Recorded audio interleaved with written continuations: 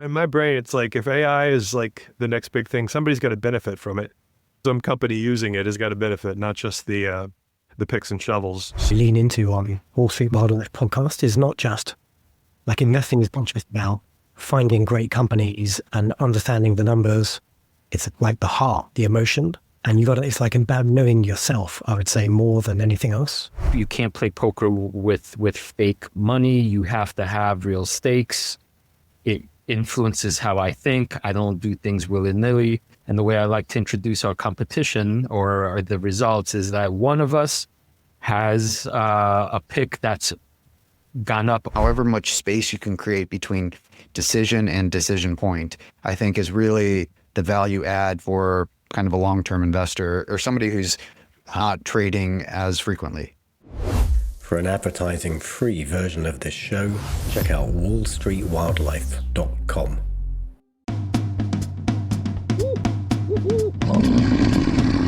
Welcome to Wall Street Wildlife with Krzysztof and Luke. And Shooting the Bull Pod with Drowsy and Bear.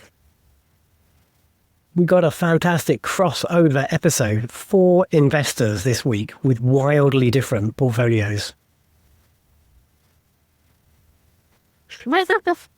I didn't know Krzysztof was going to be distracting everybody all the time while you're talking. This is new for me. I'm usually the one distracting Drowsy, so Yeah, I guess everybody has to play their role. We're so excited for this episode. I've been a fan of my buddy Bear for years now. Drowsy, I'm delighted to meet your acquaintance. But I think the 4 of us go way back across the millennia in the investing world. So it's a real pleasure to have this crossover show. That might be an entry point. How did we meet? How do we know each other? Maybe I'll start. Badger just follows Monkey around wherever I go. There he is. So I'm sort of like my shadow. Bear, I've been following you for years on Saul's investing board. Saul's is where I found all you guys, I think. I didn't realize I knew Krzysztof from there until we both started working at Seven Investing.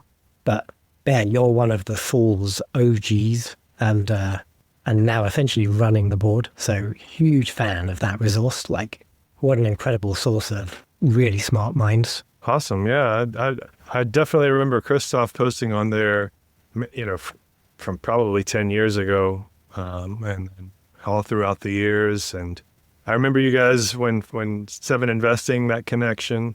Actually, Drowsy and I know each other from Twitter. So we just sort of started following each other's content and then, talking on the Twitter messaging, and then eventually being like, why don't we just text each other? And then, we became best friends from Match there. made in Right, heaven. Yep, totally.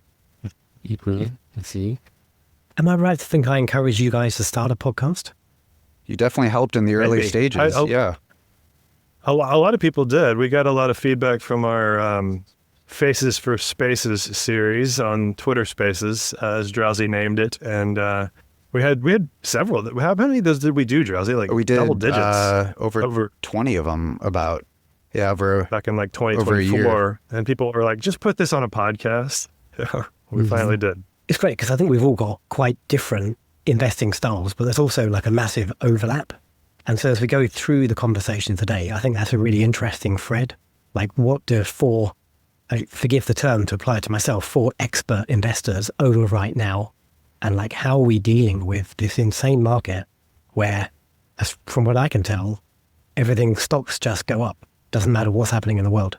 I think that's a great way to start. I love just sort of chopping it up and talking about the different things that we hold and in different levels of conviction. And I just think that's a great way to get into things. I know you have some other points to go through, but I do think it's interesting that we do have a similar style in some ways. I mean, we're all sort of concentrated portfolio and to some extent, but with very different slants, as we'll talk about.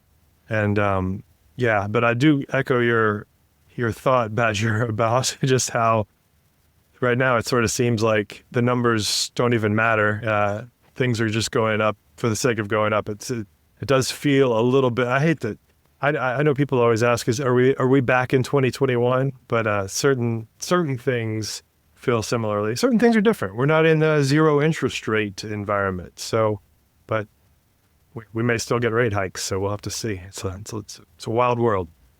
If I may swing the conversation away from investing for a second, meaning specifics of investing, to this thesis I have that we have entered into the golden age of investing for the individual, because the capacities that any individual now has at their fingertips, potentially if used wisely, like AI itself, those skilled with knowing exactly what to do with this power, I have a sense we could perform or outperform pretty much anybody.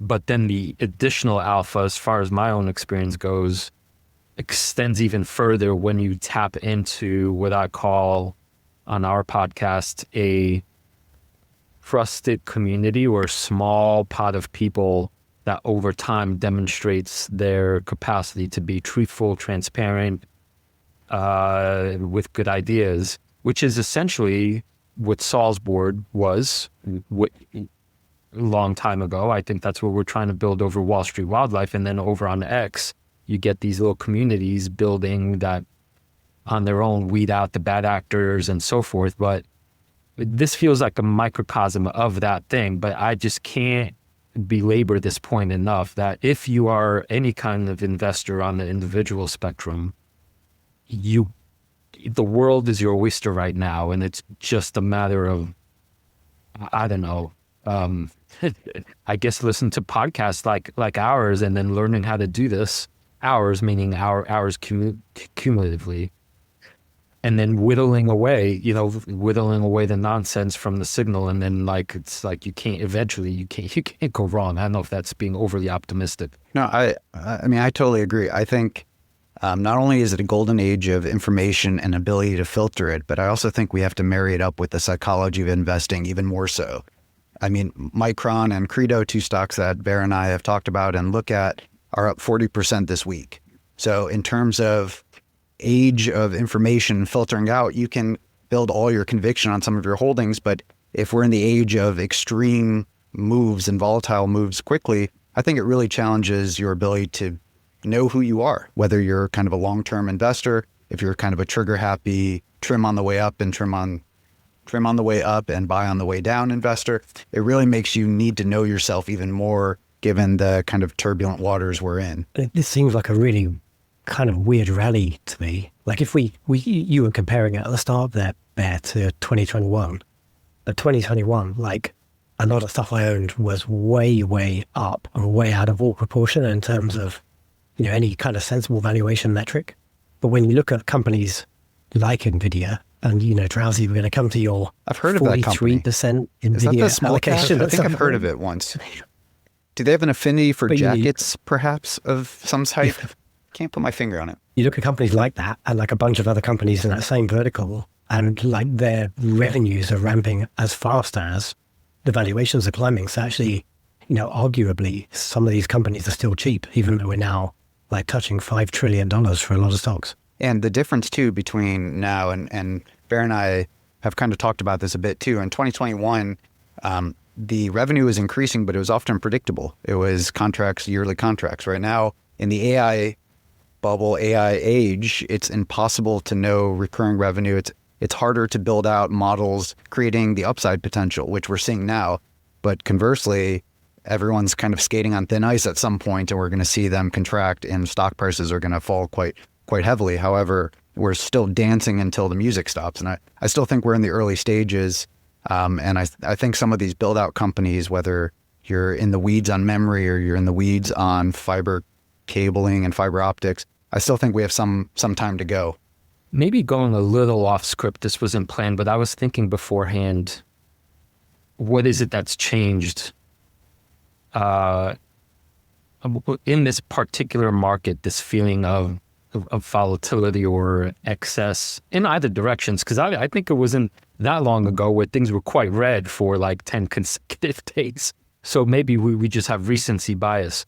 But you know what the first thing I thought of was that for me, the biggest thing that's changed is I remember when there used to be something called the law of large numbers.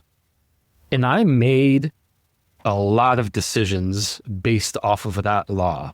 In fact, I think, Badge, you and I both, to some extent, when we sold out of Nvidia, you could, in hindsight, say it's way too early. It was in part because we're like, like it's already at whatever trillion or whatever it was, 2 trillion when we sold. And the law of large numbers is a law. And now, today, I don't even know.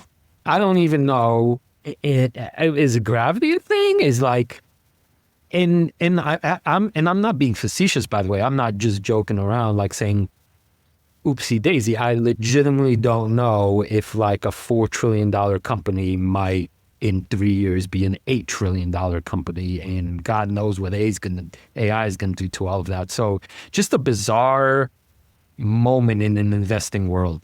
And you picked a good time to talk about it too, because I believe Micron hit 1 trillion today. Yeah, at least for Can you bit. believe that cyclical memory stock, the stock that everyone overlooked for 2 decades as kind of eating Nvidia's dust or just part of a larger ecosystem and wasn't the whole thing, a $1 trillion company, and much less, and we can go back to Micron in a sec too, Anthropic, valued at $2 trillion, a company that's not even public, double Micron, 1/3 of Nvidia at this rate is going to be the largest company ever very shortly, maybe in a couple of years if it does go public. I mean, just uncharted territory, making it kind of turbulent, but also lots of opportunity and lots of wealth. Sorry, Bear, back to you. No, I hadn't even heard about Anthropic.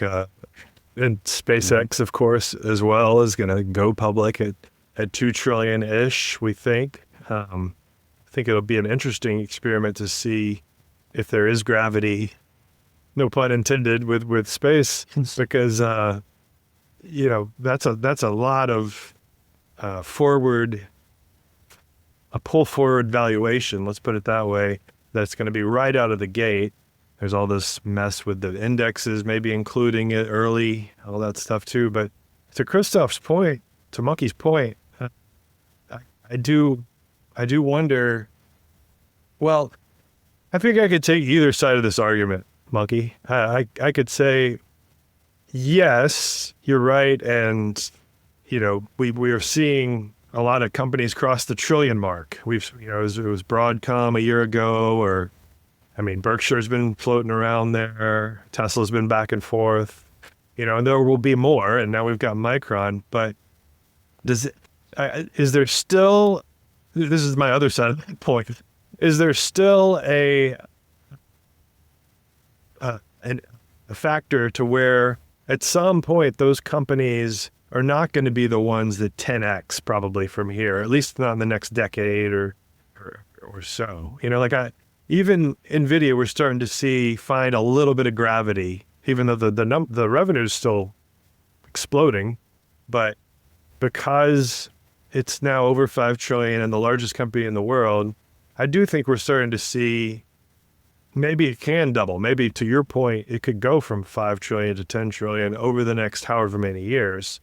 But Micron did that in the last week. It doubled in literally a month and a half here or less. I think it was below 400 a couple of months ago, and now it's over 800. It's kind of a rare company that just hangs on to the lead for so long. Like I just Googled like biggest companies in the world 20 years ago and 30 years ago. Like the only company that's even still in the narrative today that was there was like Microsoft. Alphabet didn't exist. Nvidia didn't really exist. There were no $1 trillion companies until 2018 when Apple did it, or to your point, 25 years ago, Apple wasn't even in the conversation. So it was like Chevron and Exxon or something. Well, that should scare one of us, because one of us has got a massively outsized exposure to one particular company. To microcap? It's weird that you're calling out Bear like that. Yeah, about? Bear. Bear's 3% in target. You know why this is great? Drowsy, this is great because usually on our show, poor humble monkey just gets yapped at the whole time with Badger's claws, like, you insane chimp, you and your 23% in your shitco of the day. And so thank you for I'll be the punching bag. I'll bring it on. I get it from Bear all the time. Bring it on. I appreciate it. Drowsy kind of gets it from all sides too, because it's like, oh, really? You've discovered the largest company in the world to make your big position? Like that's novel. And we can talk about it if you want to. Why don't we talk about it? So nothing I say is investment advice. In fact, Bear and I compete for the best portfolio, and right now I'm losing.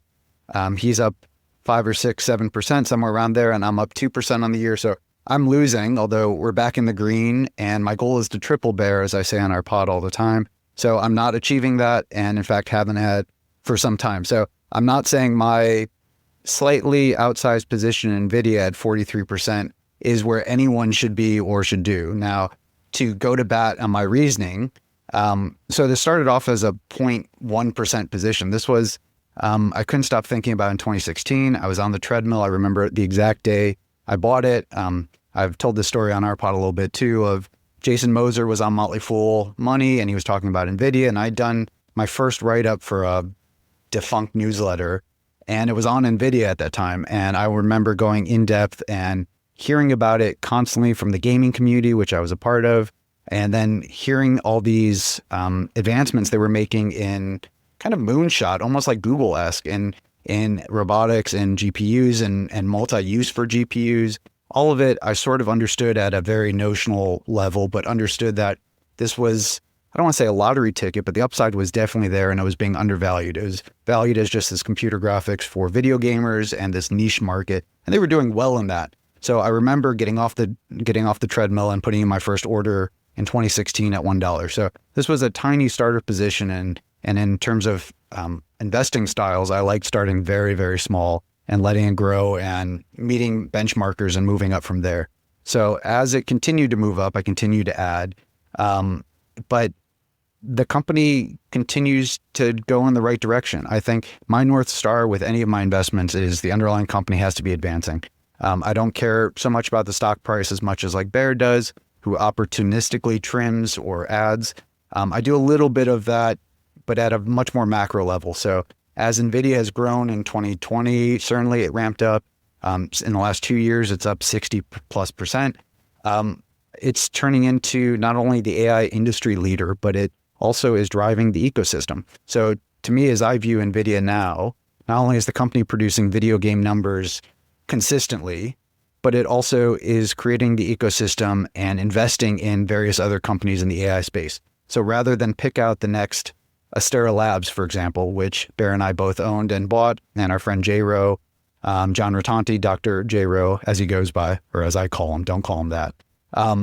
He suggested the company and got on our radar. So rather than picking out these really highly niche products in the AI ecosystem that I don't fully understand, I'd rather just follow visionary leadership. I'd rather just follow a company that invests and knows the ecosystem to such a level, invest in it. Now, I don't think that gets you to 43% percentage conviction level, but I think as you kind of aggregate the factors of letting winners run, following the company's numbers, and then as seeing them as an integral part of the success of everyone, it creates this environment where I feel pretty confident NVIDIA is going to continue to beat the market, maybe not put up Micron numbers, which is among the weirdest things I've ever said in my life, but continue to put up pretty good numbers and led by a visionary and who has leather jackets. So that's the nexus of why I have that position. And I have thought of trimming. I have trimmed a little bit. If I didn't trim earlier when Bear convinced me a couple months back,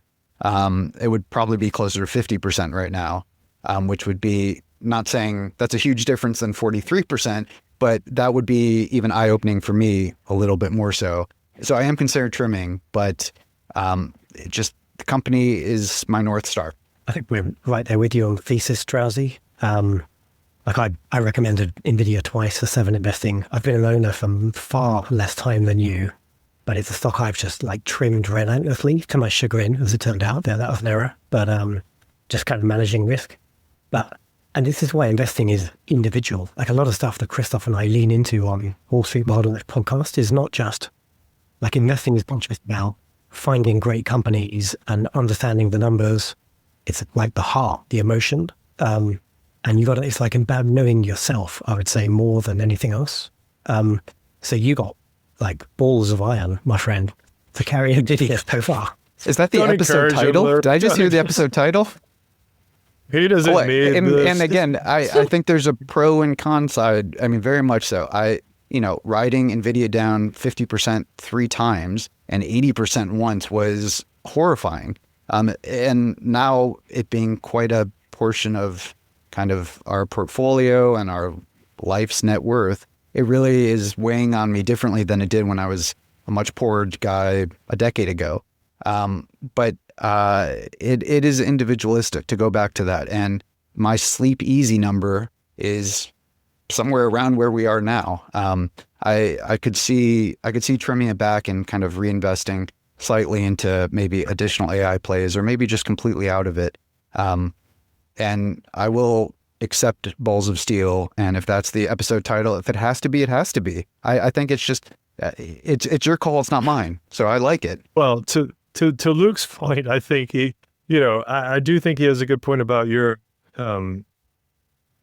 the way we all sort of come up with our own style. It sort of gets honed as this kind of goes to Luke's and Krzysztof's point from earlier about communities. So Drowsy has had to defend this every episode on our podcast because I just bring it up. He's had to talk about it on Twitter and people push back. I mean, he's never been a big poster on Sols, but he started posting on this Reddit that I started with my buddy WPR from Sols, who's come up with just a ton of great ideas lately.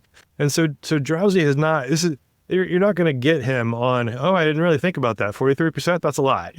That's not going to be his response because he has thought about this a lot. He has, now, you may be listening to the podcast, you may be, disagreeing with everything he says and disagreeing with the fact that even if he's right, it justifies a 43% position. And I wouldn't argue with you, but I think going back to that original point from Krzysztof about a community allows you to, one of the things that I have done as an investor that I've learned more from than anything was on Sols. I posted my portfolio every month and I talked about what I own, and just doing that, making the case, defending what I owned, even if I was wrong, it helped me learn and it helped me, and I like that aspect of, I'm kind of an arguer. So if I don't mind pushing back on Drowsy, and he seems to take it in stride. So I think, these kinds of conversations are fun, and I hope to get to prod you guys about a couple of your positions, because I think this is how we learn. This is how, so maybe you're right and I just need to know more about the position. Maybe we can all learn from each other. Yeah, the old Socratic method, which is ends with Bear drinking a goblet of poison hemlock for corrupting the youth. That's right, for corrupting the youth. But that's what I can't wait to see. What is it that when we juxtapose our portfolios, what is it that we can learn, assuming it's going to come from a place of good faith critique?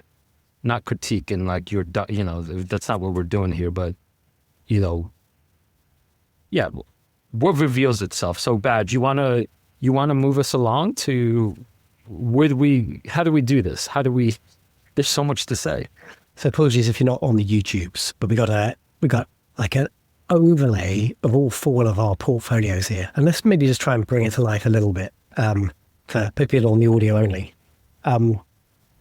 We talked about Drowsy's massive Nvidia exposure and like an Nvidia anchored portfolio. There, if we look at all of your holdings, you're kind of half VOO. That's the S&P 500, right? That's right. Yeah. And then you got a whole bunch of like a long tail of regular sized positions. And I will say, just in case anybody is really on top of things, it's not actually 50% VOO, it's 50%-ish VOO and bonds. It's just kind of the safer bucket of my portfolio, with, being a guy with no income coming in. So then the growth portfolio is a separate thing. So I feel like I've already created confusion splitting it up like that. So I didn't want to create more, but basically I didn't mean to stop you. Your idea is very right there. There's a sort of a old man position, and then there's the growth. Did you say ancient man? Prehistoric. Old bear. And so on the Wall Street Wildlife Pod, right, I'm kind of the bear around these parts. Like I'm 20% cash right now, and I don't have an index, but the rest of my portfolio, apart from a pretty massive, for me, Rocket Lab exposure, the rest of my portfolio kind of broadly mirrors some of the large caps. And then you got Krzysztof, who's just off doing like his own thing all on his own. There's nothing like any of the rest of us. That's right. The way I think my greatest one-liner on our pod, Luke, was we also compete with the King of the Jungle portfolio, which I think is immensely valuable because it's real money and it lets people see how we make decisions and so forth. So I don't know. I'd like to speak to this at length. It's the competitive side of this matters to me because like you can't play poker with fake money. You have to have real stakes. It influences how I think. I don't do things willy-nilly. And the way I like to introduce our competition or the results is that one of us has a pick that's gone up over 35x, and the other is winning by 28%. Okay. And that's my Rocket Lab, by the way. It's on its journey to a 40 bagger right now. But yeah, Krzysztof is only kicking my butt because in our King of the Jungle competition, it's now Badger versus Monkey versus the Jungle. So our Patreons nominate stocks every month and then vote on them. In that contest, Krzysztof delivered a 380% return in year 2, and just put him so far ahead. It kind of didn't matter that he kind of lost money in year 1 and he's underperforming in year 3. So very different. If you look at the shapes of the Badger line just kind of goes up nice and steadily with some jiggles. Krzysztof is like we're on the moon. Yeah. But actually, just to dive on that, maybe it'll take us into another stock. Our Patreon nominated a bunch of companies. Alster was chosen, but in the running, nominated by our Patreon Barry, was AXON. And I just caught your guys' interview with Josh Eisner last week, which was excellent, by the way. So in my investing to-do list, I owned a ton of AXON. I've been trimming it relentlessly. I sat on my hands for nearly a year now on the back of your guys' interview with Josh last week and some of your own comments on Twitter in the last couple of days about just their drone strategy and international expansion. I totally buy it. I think I'm going to start buying back in now. That's amazing. Well, music to Drowsy's ears, I'm sure. I think you played it well. I think at 800, I understood the argument that it was well beyond its skis. And I think trimming it, which is individualistic and more along your guys' style, made total sense.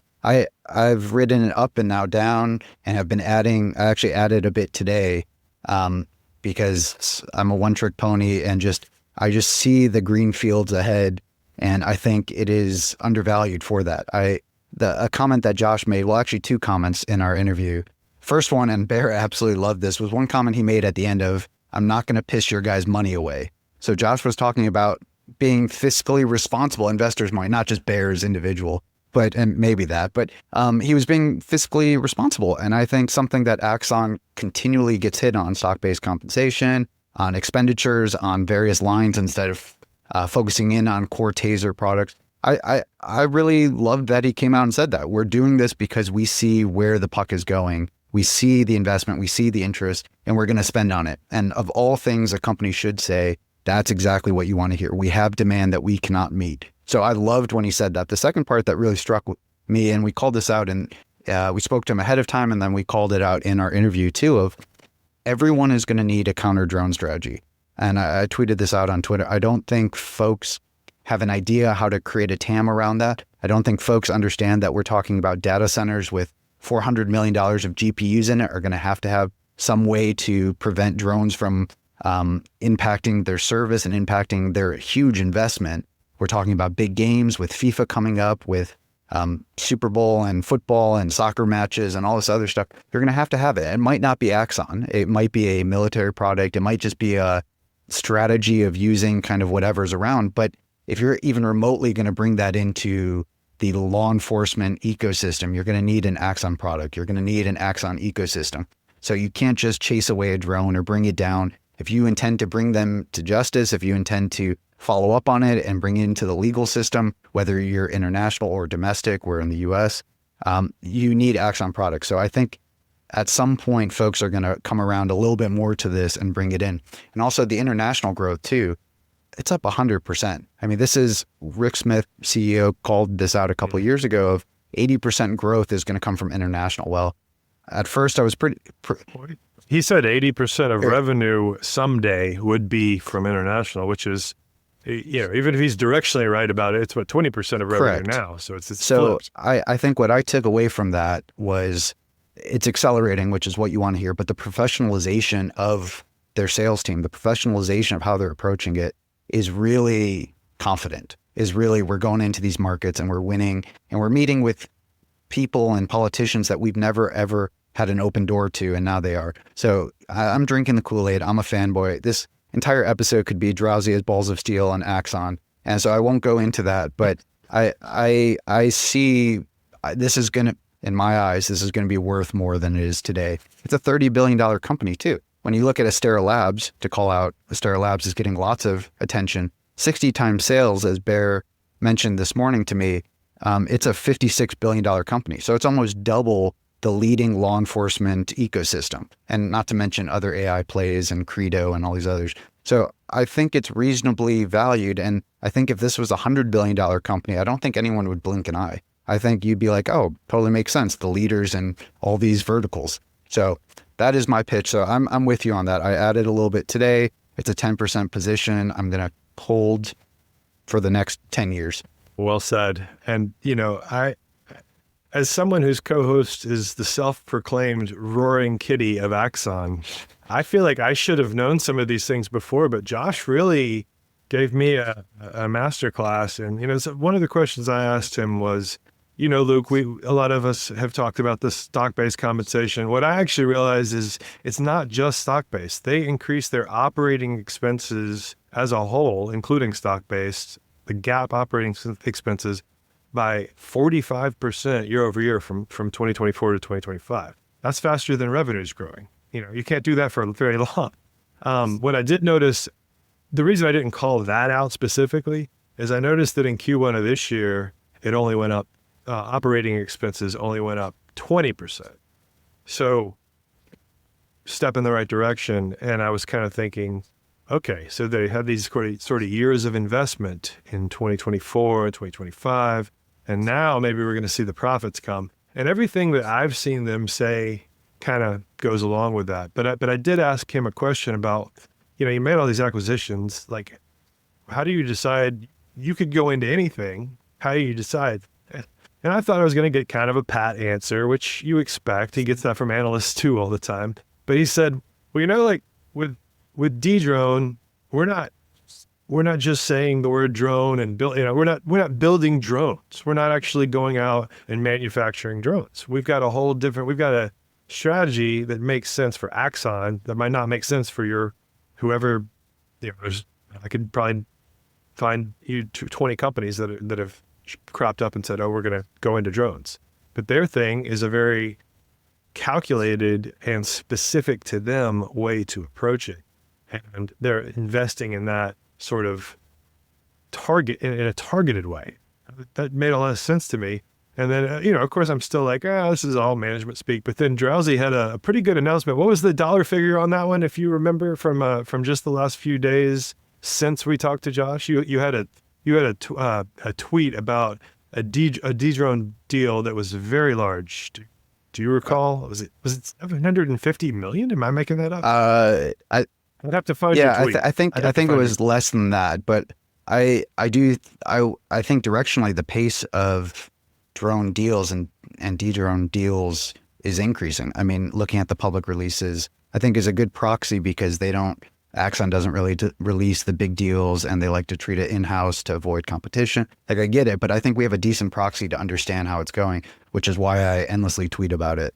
Because I think it actually does show, it's not exactly one-to-one. I wouldn't be building a model off this, but it is giving you the excitement level, the deal level. I mean, Baltimore City, American City, Baltimore, $130 million deal announced a couple weeks ago. That's pretty sizable. I was conflating two. Yeah, the other one was 750,000, but it was just funny because it came directly after. Within the 24 hours after. Should I just be on AXON PR? It, I might be. Maybe I am. I think you need to get a job there. I have a little bit of a curious insight right now, which is, Drowsy, I'm looking at your portfolio, just your top three, which is napkin math about 70%. And when you add Nvidia, CrowdStrike, and AXON together, I call those gold class standard companies that are mega, if not mega, whatever. The very, very, obviously, Nvidia, huge companies. And as you're talking about this, I see it's almost like what's it called in Christmas Carol, like the ghost of Christmas past. Like, you are me, like in my in an earlier stage of my investing. And that used to be how I would speak, like find a world-class company and then you just proselytize and you double check everything, but you continue going all in. And I'm sitting here wondering why my portfolio is now nothing like that at all. Like, I used to be you. And this now takes I want to be you. But this takes me back to what I said earlier, this weird thing about the law of large numbers, where I know when I made my pivot, it was around this conviction that you're not going to beat the market significantly when it's already gotten yay big. And so I got hugely invested in looking under the rocks and, where the slithery things lie and making things way more difficult than they ever used to be. And in fact, if I have any notoriety, it's because I was obsessed with EOS for like 3 years. And that was like an education, none other, because you were dealing with a going concern. And it was like zero, like every ounce of that growth was earned, like the blood and the sweat and that's not necessarily how everybody wishes to invest. I mean, like, you get to sleep at night, Drowsy. Sometimes, yeah. I think. I mean, yeah. But anyway, I'm just sort of, it's a weird moment to be kind of looking at our portfolios. Yeah. I think we need to double click on this because this is my diagnosis exactly. We've got Drowsy, who I can vouch for this. Monkey used to be like this. He used to be quality. He would preach quality. And that's Drowsy's portfolio. It's just let's double down on the things that I feel the absolute most strongly about. And then Monkey, on the other hand, is let's look under rocks, etc., what he just said. And Luke and I are kind of somewhere in the middle, I would say. And but this is something that I have fought with in myself over the years, time and again, and I still don't know that I have a perfect answer for it. But it's like, to some extent, Drowsy's portfolio is going to roughly track the market. Now, if Nvidia is the one driving the market, then he's going to benefit in a hugely outsized way. If Google's the one that's propelling the market up, or Google and Amazon, or Google and Amazon and Microsoft, then he's just going to kind of have a market-like return. If it's Micron, well, he's not quite getting the benefit of that. What do you have, like a 0.2% Micron position or something? And it's up 100% because of sheer luck. Nothing to do with my brilliance. Yeah. So this issue I solve with my position, my SP 500. But again, I'm kind of got a foot in both worlds because I'm like, I want some things that are really going to move the needle. and to Krzysztof's point that we've come back to a few times now, things that don't have a law of large numbers concern, right? My growth portfolio is much smaller companies than, say, Drowsy's. So we've got some real, like, I think, different philosophies to discuss here and different, MOs. I mean, I don't know, Luke, you haven't said anything in a while. I'm kind of curious if you see this kind of like I do, where you and I are in the middle. Yeah, absolutely. I was just reflecting there because you've been messaging me on Twitter over the years, usually to say, hey, you look after Krzysztof. Like he's way too loose, not all asked. Wellness check on Krzysztof. Because I used to play that role of like challenging him every week. In fact, it just sort of got boring talking about it because it obsessed him day and night. But he's survived that, conflict with mortality and come out the other side. Now he has a relatively sensible 15% allocation to EOS. You're right. You have pivoted to that, Krzysztof. And I think your style has changed. I feel like I speak for myself, I kind of found my style a long time ago, 20 years ago. And I think I've been relatively consistent. And I always try and do a bit of introspection. I did some analysis with like a bunch of AI tools like a year ago just to try and identify like my blind spots. And there's definitely an element of me like diving into a sector or an idea and then kind of walking that back relatively quickly. But in the round, like I feel like I've got a strategy that makes sense. Like I've always said from the very beginning in the early 2000s, my strategy is to buy companies that are selling goods and services that the world will need more of in 10 years' time. And then, just find great quality companies, hold them, and just hold them for a damn long time.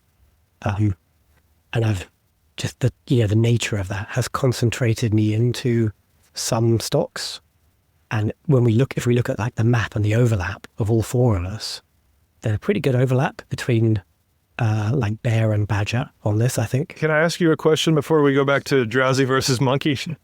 the wild tales of our little group here. For you, Luke, what you've done that I would like advice on. So I think like Drowsy said earlier, I think you played AXON perfectly. But you, unlike me, I started trimming, when it was half of whatever it got up to. Maybe less. I started trimming all along the way, and I was pretty much out. I had a 0.1% position after it got to 500 or 600, maybe even before that.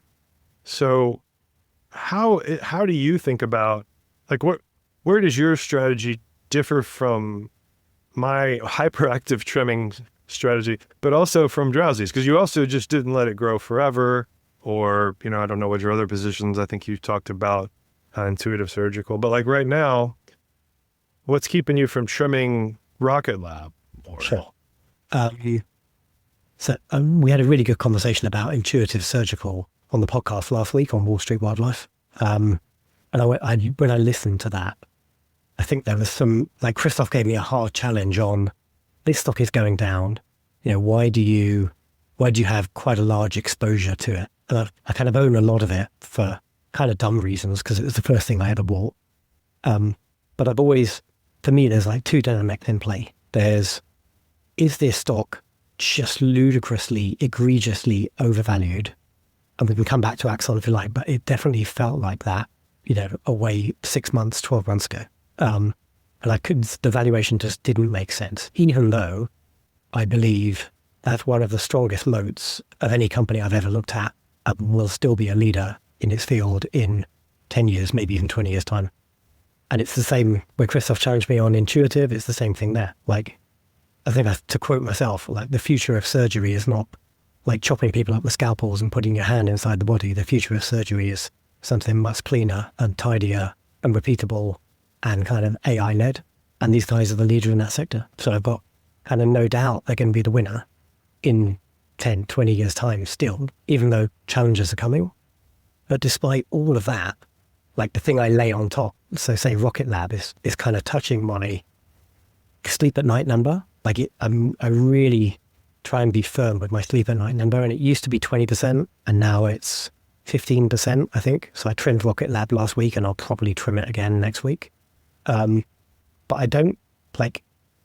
I try and counterbalance. I'm a SpaceX shareholder, and I'm a big fan of space, and I do try and hold these two things in hand, like the numbers and the valuation, and arguably for Rocket Lab and SpaceX, they make no sense, but the story as well, and not the story in kind of a flimsy like Wall Street bets way. The story as in, like, what is the trajectory of society and what does humanity look like, assuming we're still here and Drowsy's Nvidia haven't like destroyed us all. At long right? AI investment trade, short humanity. That's the shooting the bull pod way. Yeah. Well, lucky for us, 3 of us are animals, and I'm just sleeping. Hopefully we're all still going to be here with the animals, despite like the AI apocalypse. And if we are, but if we're not, then it didn't matter anyway. And if we are, like it's just, that's how I sleep at night. yeah, If robots kill us all, then it doesn't matter that I trim too early. right, exactly, yeah. Yes, it's just kind of simple as that. Like I let the narrative guide me and my own sort of sense of science fiction in the future, but at the same time, I try and be quite tough on the numbers, even if it's a generational company like an AXON, because narratives turn fast. With AXON specifically, and then I believe also with Intuitive Surgical, even when the numbers got crazy, I think you were at least slow to trim or circumspect about that, and I trim way too fast. So I'm trying to learn from you here on how. I think with something like Rocket Lab, it makes a lot more sense. Like, when something is that young and volatile, and the possible futures are so wide, you just let it rip until it gets to a certain percentage of your portfolio, and then you just say, okay, well, I'll just keep it there. I could do that. If I have the horrible misfortune of a stock that 10x's or 20x's in 2 years, then I know how to work with that. But it's more this is a position that I've felt really good about for a long time, like AXON, and it just gets too expensive. I tend to want to start slicing way too fast, and I'm trying to figure out how to sit on my hands a little bit better with that. Or maybe that's, we could arguably switch this back to the, focusing maybe on Krzysztof's, I don't want to send the term hyperactive from me over to you, but just the idea of like getting into these, smaller companies. Now, I would think you probably don't feel hyperactive at all because you are doing deep research and then building up large positions. But to my eye, these companies are less proven, and the error bars are wide, and the volatility goes wild. So, but I guess to finish my thought, that is another way that I could consider going. I think we all sort of struggle with cognitive overload sometimes. Like I'd love to have 30 positions that I feel good about. I've never had that. I've never been able to really feel like I know these companies that well, and that's why I get set in my ways sometimes. Bear, I got something for you. If we could return to for a second my confessional. I think what I was trying to do was confess that once upon a time I too wore a tuxedo and the top hat and the scruffy, tree swinging simian that you see before you. That's a new evolutionary thing that's happened. But more interesting is the why. Like, why did I pivot so hard from where I used to be? So 3 things come to mind. Bear, the last one might be useful to you. The first, as I mentioned, is something about the law of large numbers really didn't scare me, but I got not bored with it, but I was like, there's a better way. And now I have to correct myself because apparently it's no longer law. But that's point 1. It's also what I said about the golden age of investing, especially with AI stuff now, where I feel like even 3 years ago, 2 years ago, I couldn't really get an edge when I was mucking around in the other stuff because it still was way too hard to. But now, and this is, I hope, a public service announcement to everybody, even if you're looking in dark places that say have special situations and complexities. Now, when there's some weird financial bizarro thing happening, all I need is my AI buddy to say, what the hell is this crazy term that I've never seen before in my 30 years of investing? And I have an answer right there. And there's nothing stopping me truly anymore from really understanding even the craziest stuff. Whereas before, that was not true. You know, like I knew when I was in way over my head in most companies, I just don't have the advanced, you know, financial engineering chops that would preclude me from going deeper. So now I feel empowered as long as I do the work, which I think is a key, really key component. Third thing, Bear, and Batch and I we've gone back and forth over this for years now. I generally added technical analysis as one of the tools I have. And it took me years, and it was not a smooth journey because I come from, you know, the non-technical analysis side, meaning the skepticism. But in the questions of should I sell now or should I proactively do something, I have much more capacity to let the price tell me and let the objective candlestick things say, no, you're sitting on your hands because your opinion doesn't matter. And this isn't going to be a lesson about technical analysis, but I am saying that has helped me solve that particular issue. The trimming, all of that. And it makes all the other stuff easier. Well, sometime I do want to, ask you about some technical things, but I don't want to derail this conversation because I think it's too good on the portfolio stuff. But that totally makes sense with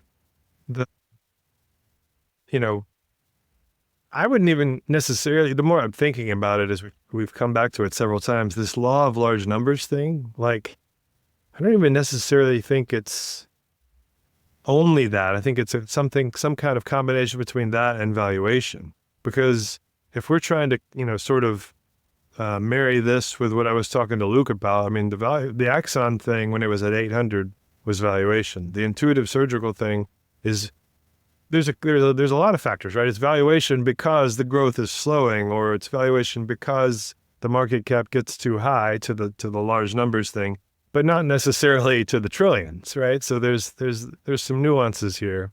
And but I think where you've gone, I think mostly it leans on point two. You were getting this level of familiarity with these companies that maybe you couldn't or wouldn't before.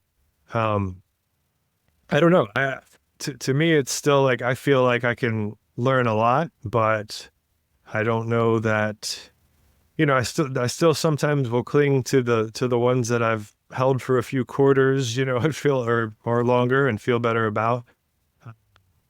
Luke and Drowsy are both probably laughing inside. A few quarters, that's a long time to hold some, try 10 years.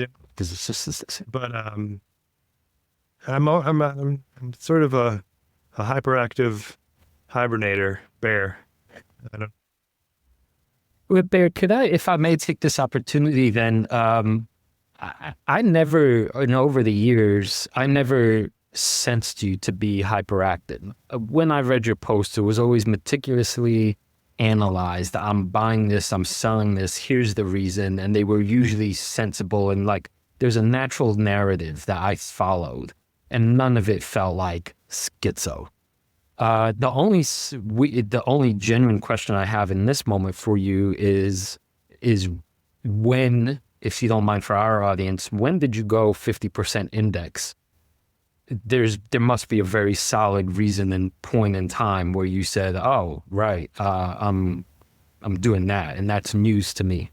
It was not so much a point in time as it was an evolution. Over the course of 2023 to 2025, I kept asking the question, now that SaaS, which I had traditionally had a lot of my portfolio in SaaS companies and understood them quite well, I thought, or understood the business model at least, since that was coming to an end, in my opinion. Like those companies that were growing 75% year over year or more were now growing 35% or 30% or 25%.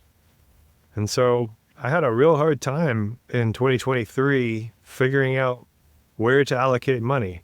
And, to Luke's 20% cash position, like hold my beer. I had like a 50-something% cash position for a while. We used to talk about that every and Drowsy week was there. like, what are you doing? You just could barely take it. Yeah. Everybody was like, are you a bank now? Yeah. Like, are you the Fed? Like, and that was back when the interest rate went up and so like cash was paying like 4%. And I was like, I don't know. I mean, that's not nothing. And what happened? And we had all just lost half of our portfolio in 2022. So 4% positive didn't sound too bad. But no, I mean, in general, it wasn't so much that I wanted to hold cash. It was that I didn't know what to buy. And so over the course of the last 3 years, I've had too much cash for most of it. And somewhere in late 2025, I just started building up a S&P 500 position. And I said, I'm going to I didn't even say this until recently, but I've decided to just sort of like have sort of the two sides of my investing life. One is just all of that stuff, the more conservative side, and then one is my growth portfolio. And now when I look at my growth portfolio, which I just made this sort of split in my mind in the last few weeks, but like I posted it on the Reddit that I was telling you about, and I was like, oh, this looks like my old life. It takes me back to 2019 or whatever, and I've got a few positions that are just over 10%. I've got a bunch of like mid to high single digit positions, and then I got a small tail of stuff that I'm just trying out or getting rid of. I've still got, you guys can berate me for this now if you'd like, I've still got a few Monday shares that I haven't parted ways with yet for some reason. It's always Sunday night with Bear. My wife says, you bought a company named after the worst day of the week? But You're probably right on that one. We're ex-Monday fans over here too, but we got out. Yeah. There's the other guy on the pod today who's like also like having to live on their portfolio. Like if my portfolio got wiped out, my life would be in serious, serious trouble. I'd have to get a job, which is like something I don't intend to do ever again. Enough work, like having to show up with Krzysztof once a week. So like I think the way you're navigating your portfolio is very smart and very sensible. And perhaps I like to have a bit more of a hand over like the 80% that's not cash and actually direct it a bit more. That's kind of because I enjoy the game of investing. I really enjoy like picking stocks. But no more than that. I probably should be 50% VOO myself. And Monkey, I appreciate you saying that my approach made sense always to you at least. And I don't think that when I say hyperactive, what I mean is the market could certainly describe Mr. Market as hyperactive from time to time, but really the market, as you know from your technical analysis, can be what I would call irrational for a long time and just get more and more so. And when I start to see something get a little detached from evaluation that makes sense to me, I'm too early to react, so the market gets a little irrational on AXON. I trim 25% of my position, it gets more irrational. I trim another, large chunk. And then by the time it's like really irrational, I'm like, I've got 10% of what I started with. And Luke's sitting around at 800 going, maybe I should start to trim something, so I just need to slow down. I've got some practical advice to you, and it's something that came from working in like a regulated environment for 20 years, because I had to get every trade approved by like management when I was working for HSBC, and just got me in this habit of really like having plans, but only really trying to execute stuff on like 1 day a week, 1 day a month. I wouldn't be like, I don't want to seem to be like the guy who's not doing his job and he's like constantly looking at the stock market. Since I left the bank, I don't have those constraints, but I still like pre-clear essentially my trades with like a close like WhatsApp group at investing family. I tell people what I'm going to do.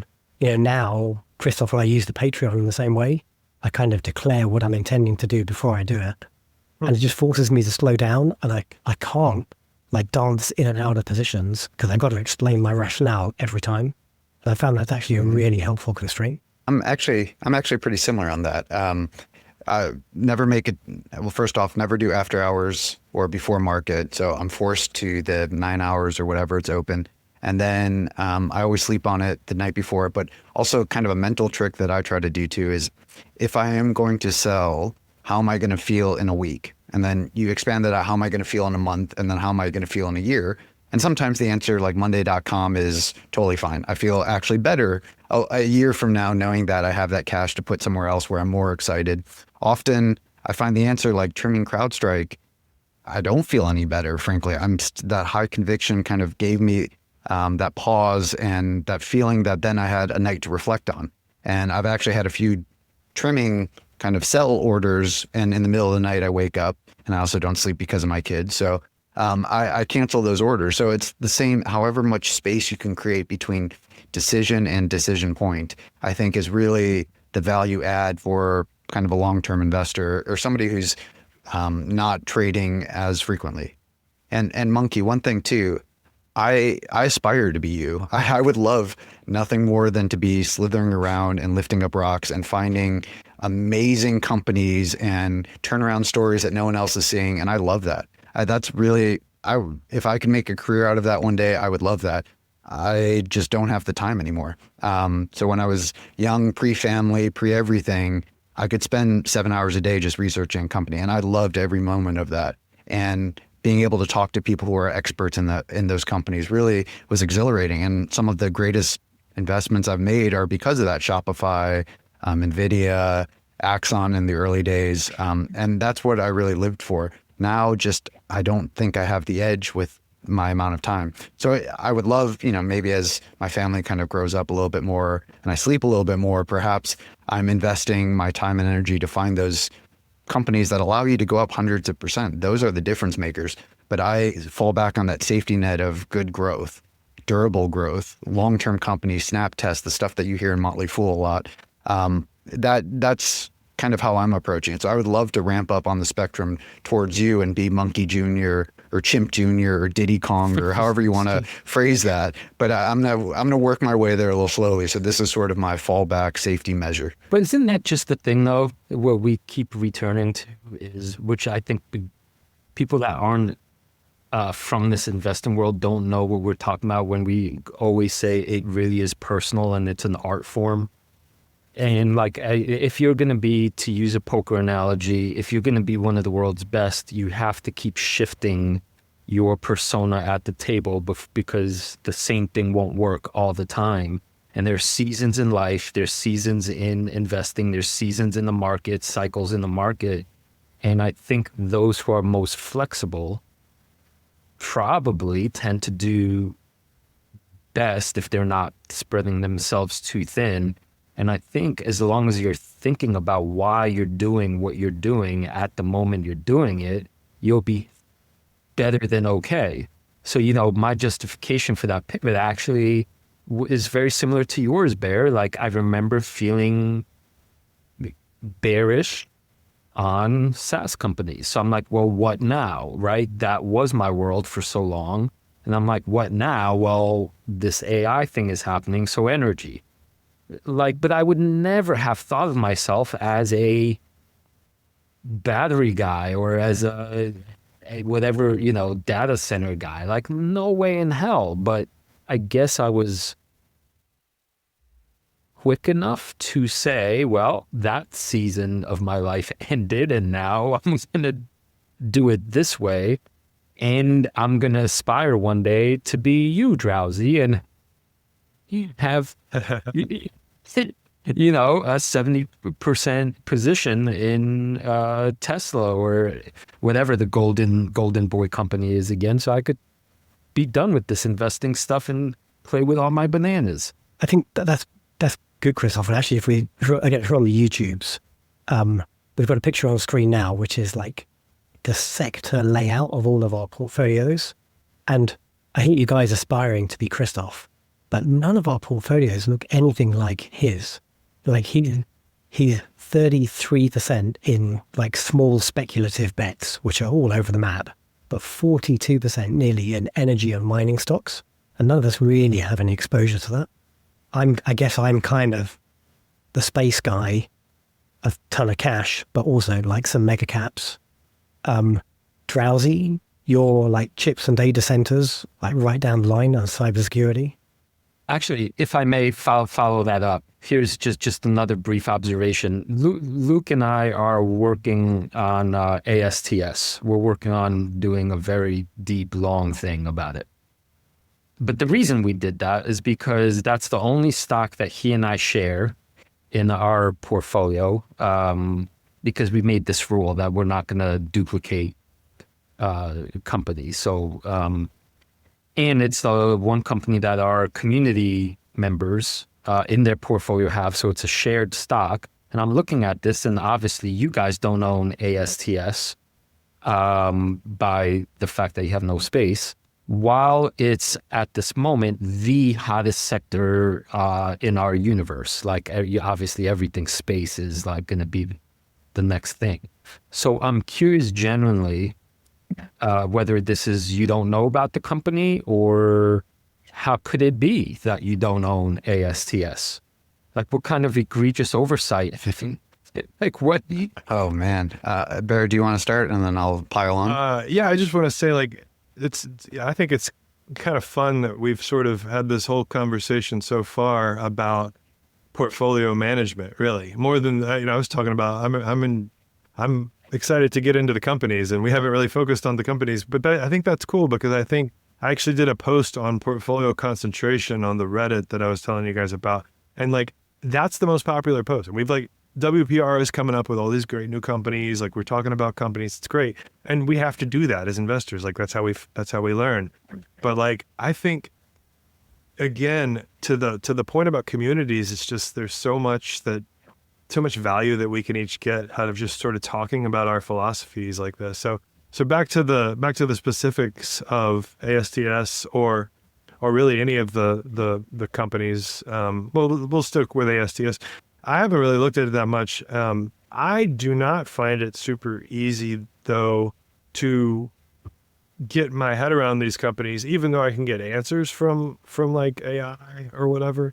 And also I have some pretty good, like, I think stockanalysis.com is a pretty good, like, portfolio, financials aggregator. And I know a lot of people like others, like, I think you guys might even be sponsored by one of them, right? So there's plenty of places to get your numbers quickly and pretty accurately. And I guess I just feel like even with all that, so much of a lot of these companies like ASTS, like Rocket Lab, it's about the future, right? And so like you can give me all the data, everything they've ever done, everything they've ever said, and I still don't feel like I have a good idea about where some of these things are going. I'd say the same about SpaceX, by the way. I feel like it's the wildest IPO of all time because they're talking about, well, we've got this really great business in Starlink, but it's making this and it's like kind of small potatoes, but we're really going to be an AI company. We got this huge contract from Anthropic and, who knows what we're going to do next. And so like if you buy SpaceX, you're thinking what they're going to be doing 10 years down the line. And probably that, you guys correct me if I'm wrong, but I think that's what you're going to say about ASTS and Rocket Lab. So how do you, like Krzysztof, when we used to look at things on Sales Board, we'd look at, here's the trend, here's what they've done the last several quarters, here's revenue growth, here's, the profit potential or current profit. And we would do the math. I mean, how does that work when so much of the bananas are in the future? Right. Well, that's the thing. If I could pinpoint your style, or what I remembered as your style, was there's this sweet spot on the hockey stick growth curve. And to be too early is the problem of what you're talking about, was you have no actual proof yet. It's the reward is huge, but you're an early adopter and you're still on the hopium side. Invest too late and the company's already too big, and you're not, you might be exit liquidity for some early investors. You continued, I think, skillfully to nail that you have enough data and it's just getting going, and you want to be there for long enough to get that sweet juice out of it, right? 100%. That's a great synopsis. But now, this is why I don't know if I'm deluding myself, or the AI is playing weird tricks on my simple brain. I do have this feeling like, with enough manual hours of reading endless documents, that conviction in something like ASTS, when I could explain why, even though it hasn't happened yet, it's the probability of it happening is way higher than mere gambling, or mere, that'd be more surprising if it doesn't happen. Even if Badge would, he would argue that, well, you're trying to, in this particular case, send the world's largest satellites up in, into orbit, and that's never happened. So how could you possibly have any confidence in that? Can we all remember back to like the 3D printing debacle, where however many years ago it was? We certainly got burned by a couple of stocks in that space. I did. That the world wasn't ready for that technology. You didn't really know how to use it. A bit like internet stocks in the very, very early 2000s. The world is ready for space now. We've got the technology.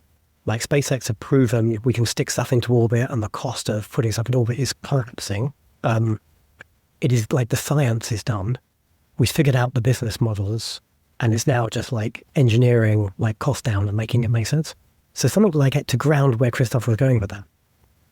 Like there is a really clear, even if you ignore all the other sort of interesting things a company like ASTS could do, like the core story is about like mobile antenna in space, so that your mobile phone kind of works anywhere. The technology is, like, the world is ready for that. We need it.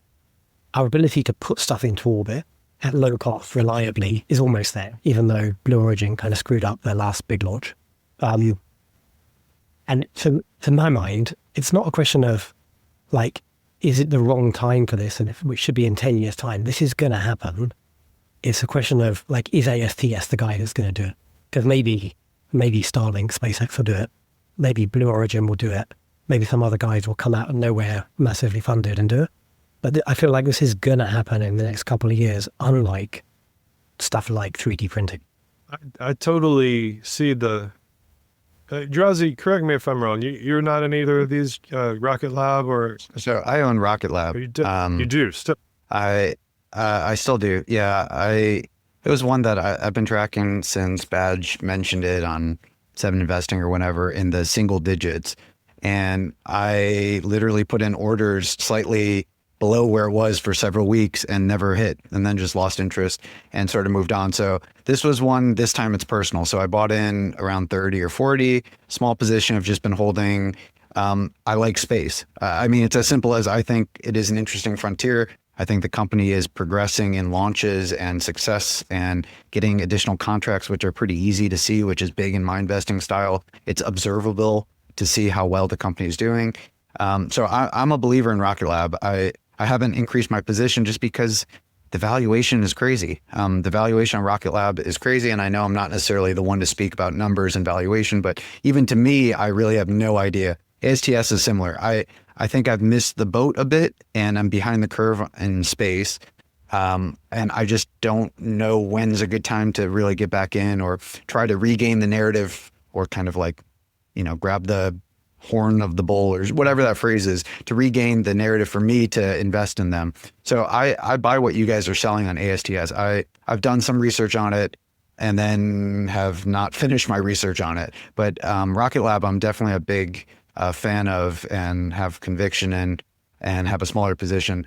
I just think it, and go back to what Luke was saying too about it was really easy to link these all together as quantum, 3D printing, IonQ, and just lump them all in as a meme stock and forget about them. And I think that's what I did a bit early on in these space days, 5 years ago, 10 years ago. It was just easy to kind of write them off, and man, I'm just going to go back to my cybersecurity plays. I doubled down on Zscaler. I doubled down on CrowdStrike. CrowdStrike was my largest, I think, single buy I've ever done, which was quite a sizable amount, especially earlier on for me. And those were ones that I felt more confident in. Space has always been this thematic wonderland for me, but really hard to get an edge in. So I am looking towards it and would love to add, and I'm definitely interested in your guys' deep dive on ASTS. It's just one that I've sort of shied away from just because it is kind of unknown. I don't really have an edge as much. Well, and if I can pick up on your point about valuation, the reason I would ask that question is because I don't have my numbers to fall back on of like, here's the trend. I can draw in numbers going forward that are like the numbers in recent quarters. And look, it makes sense in a couple years or whatever. Since I can't do that, these are, I think ASTS is 40 something billion and Rocket Lab's about double that. So like, even if they get what they're going after, I just don't know how big what they're going after is. Are they going to be the size of SpaceX at some point? Are they going after that kind of opportunity? I just don't know. Also, I think SpaceX is crazy overvalued, but that's a separate matter. And that's only because I don't know what they are either. So, and I would even expand this. I don't want to jump around too much. So you guys feel free to stop me or just cut this part off. But like, I would expand this to the NeoClouds. So like Iron and Nebius, I've been in and out of those, but like, I just don't ever have my answer about how big this could be. And not just how big it could be, but XI is a NeoCloud now. Oracle is a NeoCloud, or, call them what you will. They're a cloud. Obviously, you have the hyperscalers, the clouds of Microsoft, Amazon, and Google. Then you've got Hive, Iron, Cypher, Riot, Bitdeer, CleanSpark, Mara, TerraWolf, Galaxy Digital, Applied Digital, Core Scientific, CoreWeave. There's more. There's a bunch more. And I don't, I just, are they all going to be monsters? Could I start a NeoCloud and have it become a $30 billion, $300 billion company? Like, why stop at 30? I struggle so much with NeoClouds right now. And not to divert from space to NeoClouds, but they all sort of get lumped in this high growth category. On our pod, we got NeoClouds completely wrong, and for all the right reasons. We were the first one to say "me culpa," hand up, when we were crapping on Nebius $200 ago, and we were crapping on Iron and all these others. We completely missed the boat on that. But I don't know where to value them. I love that they're sold out for years to come. I love that they're reselling Nvidia products and creating new workable processes for their customers who are raving and they can't sell enough. But their business model doesn't make a ton of sense, and it has to maintain this. That doesn't really seem like a safety net of raving fans and products that some of these other customers have. No clue how that translates to space, but just to call out that Bear and I are definitely transparent, and we screwed up that one. And we get reminded, especially about Nebius, pretty frequently, which I own, hand up. Old dogs can learn new tricks, or maybe a younger dog than ancient man Bear. But it's been one that has really kind of challenged our thinking, because it just breaks our brain to see it up so much. So I'm actually considering selling out.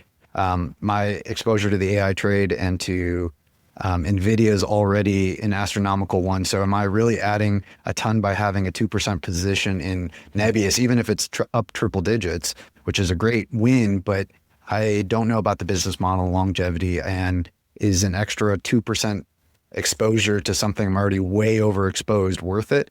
I'm increasingly thinking no, and I could use that to some ballast to the Nvidia train, maybe some other kind of slower grow, but more durability to kind of ride out those waves to avoid that next 30% pullback, which could happen at a moment's notice. So Sleepy One and Bear, it's very obvious to both of us that we could continue talking for hours and hours. I have a lot more to say about iron specifically, but we won't get to do it tonight or today or whatever, wherever we are. But my goodness, this was a whole lot of fun. It's obvious we're scratching the surface just yet. And we hope we could do this again and that this was an interesting conversation to our audience. Any last parting words before we do round 2 in the future? Well, I've got a fun little exercise, quick round table I'm going to surprise you guys with. So like we've talked about a bunch of stocks today. So hit us with like which one company that we've not really gone deep on today do you think the other 3 should just give more attention to right now? Doesn't mean it's necessarily like an amazing investment, but you think it's not really appropriately on the radar of the other 3. We haven't really talked about any of my stocks. I'll mention one of my 3 largest positions. You guys probably know Credo.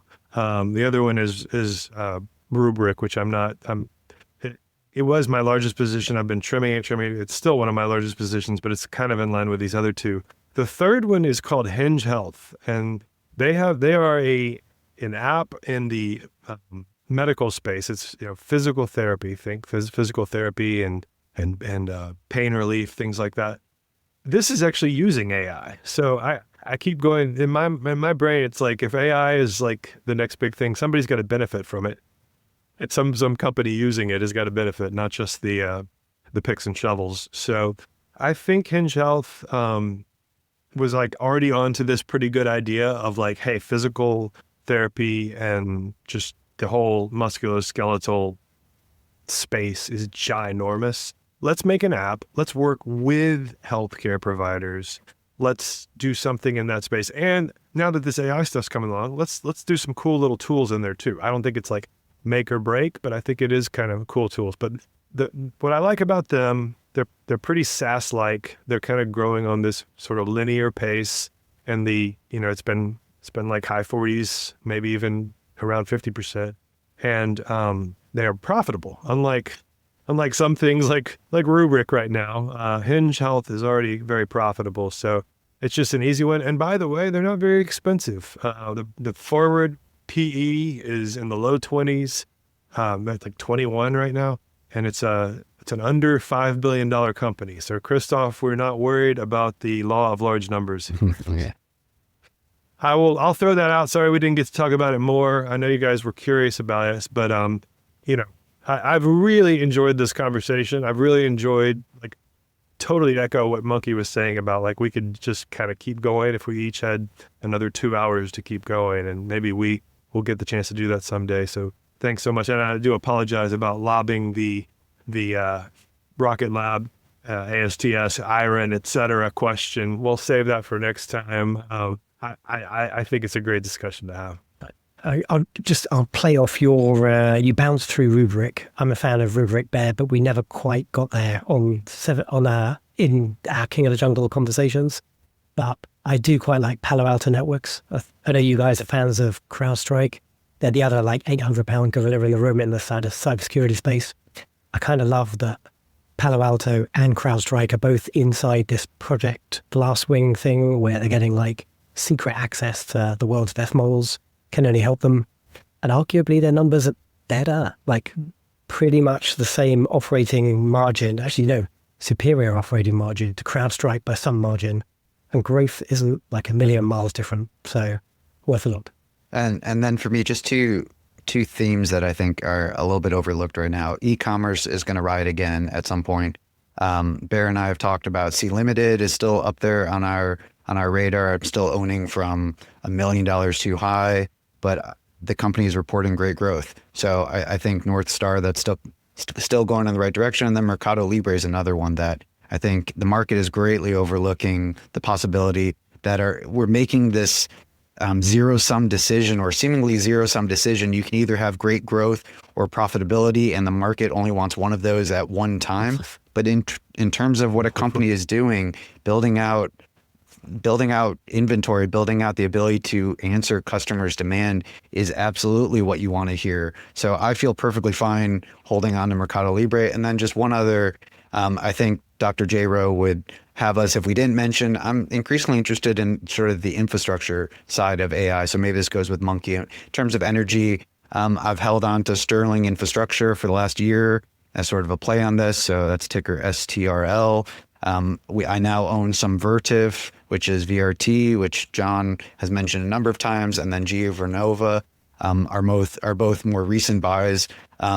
The thing that gets me, it's not only the data center build out, which is obviously driving these numbers up, but these are amazing companies that are durable. And in terms of holding on to a company that is going to have durable growth, no matter if it's an AI wave or not, I thought that's a pretty interesting way to both play into the AI space while not trying to pick out the next Credo or Astera Labs or Air test systems, just something that makes sense to me building. So those are kind of my dark horses that we didn't talk about that I've been watching and adding to pretty closely. You're very own Krzysztof. Goodness. You mean wrap up the whole show? Sure. Or that's your job. You're the smooth operator. Did you give us a company that we should be more aware of?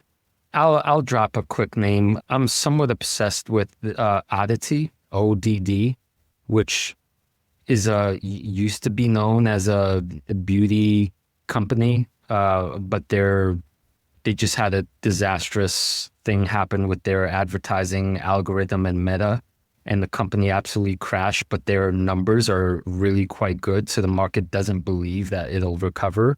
Meanwhile, they have 3 brands. They're going into telehealth, and they're sort of like rumors about peptides and like encroaching on hims and hers space. And the valuation just makes no sense whatsoever. So it's another one of these bizarre rocks that if I'm right, I'm going to be really, really right. A little turnaround value plus growth. I like it. Awesome. Well, if we do get together for a part 2 sometime, then we can come back and see how all of those names performed, see who called it well. Love that. But this has been a long conversation. Like, thanks so much, guys, for joining us on our pod and also welcoming us onto your pod.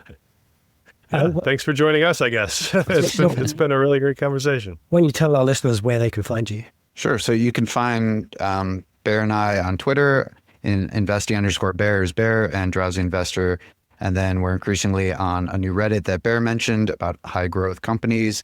And you can find us on our pod at Shooting the Bull Pod. And it's just Reddit. I'm fairly new to Reddit, so I don't even know. It's called a subreddit. Hello, fellow kids. Reddit/r/growth stock investing. If anybody wants to join the conversation, We'll stick a link to all of those in our show notes. And by the way, you guys are brave trying to pitch growth stocks on Reddit, because Reddit hates doing anything that ain't indexes, as far as I can tell. Okay. Well, I don't know what I've jumped into, but it's been fun so far. Now, you guys tell our listeners where you can be found. So we're mostly on YouTube, Wall Street Wildlife, and also on Spotify and all your podcast platforms. I love posting on X. Krzysztof has like a whole team of AI posting on X for him now, I think. You can find me at 7Luke Hallard. And what do you go by these days, Kay? No, I don't even know. I don't. Just follow Luke, and then eventually you'll find me somewhere. He's the flying platypus. Wild Street Wildlife. Check them out. And we're Shooting the Bull Pod. So just I think people can probably go from there. They're smart. Awesome. Thanks, guys. All right, gents. And we close our pod this way. Are you all ready to become beasts of an investor? Your journey starts somewhere around here. We have a joke about, we don't know. I know if Drowsy ever asked me to close our pod, I stumble over my words, and I'm like, thanks for listening. This has been. I could give him like 2 weeks notice to practice in the mirror, to write it out. Yep, same result. So, gents, it was a real pleasure. I have to bounce. Really hope get to do this again. Absolutely, man. Thanks for having us.